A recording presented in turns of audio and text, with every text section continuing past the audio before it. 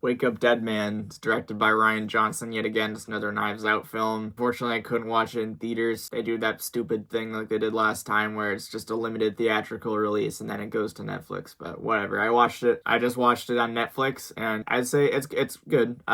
It's good. I feel about the same as I do Glass Onion.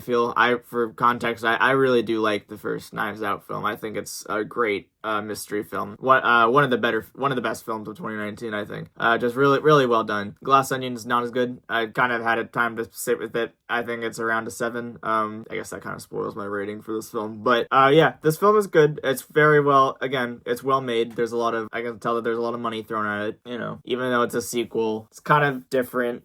We have these movies where it's a new cast every single time besides Daniel Craig's character. And I like him as a returning character. He's a very likable comedic character. And yeah, there's a lot of enjoyable aspects to this film. However, I feel as these films go on, the novelty of these, they even mention it in the film, the impossible mystery, it kind of gets to a point where they get so convoluted and just to the point where they get, I don't know, just, it's supposed to all be silly, I get it, but to the point where it's just not as interesting as it was in the first one, in my opinion. However, I don't really want to say that these films are completely unnecessary and shouldn't exist, because there are still decent films. I like them for a lot of aspects, since they're all different. The first two are more so films that have social commentary about class differences. This film, not as much. This film focuses mostly around a church, Catholic church, where there's a pretty obvious underlying theme and social commentary around churches and religion that use fear and controlling methods to get under people's skin,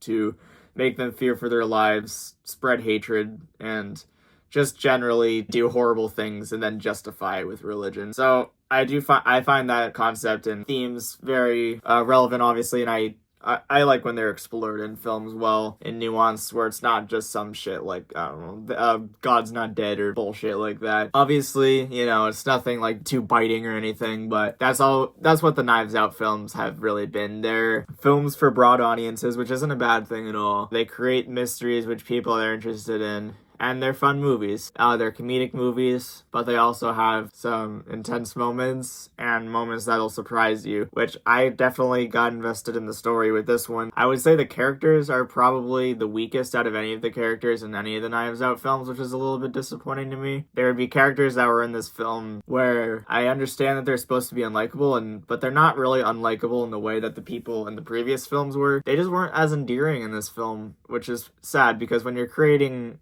unlikable characters, that creates a challenge, because you have to create people where you're obviously not on their side. However, they're just going on and on and on, and you're not really connecting with any of them. Like, I think all the performances are fine. I think Glenn Close does a very good job as her role. And one of the more disappointing aspects of this film was the cinematography. I think it took a massive step down from the previous films. I thought that the first film was generally well shot and used the one location very well. The second film definitely had a lot more money thrown at it, but I thought was still, again, looked the part. And I mean, maybe I'm just remembering stuff wrong, that's the thing, but I just noticed a lot more of the conversation scenes in this film feeling a lot more flat. And while there are establishing shots and scenes where action is taking place, that looks better. That stuff looks good. I think that when we're cutting to people talking, it's shot, reverse shot, like camera A, camera B. That stuff's boring. Like, you need to have stuff that differentiates us and keeps it unique. And that's something that a lot of the time when that's not happening in this film, that stuff like that just bugs me. Like, it doesn't bug everyone, but either way, I still had a lot of fun with this film. It's a film I recommend watching because I know a lot of people like the Knives Out films. And it's cool to see Rian Johnson do something that's not Star Wars. I know there's some people that like his Star Wars film. I don't remember anything about it. I couldn't tell you shit about it. But anyways, I think he's a good director, and this is something that I did not regret watching. I had a fun time with it, and I think it's a 7 out of 10. But yeah, with that, that's all I had to say. If you like what you see, hit the like button. If you'd like to see more stuff like this, then hit the subscribe button, and that's all for today. Goodbye.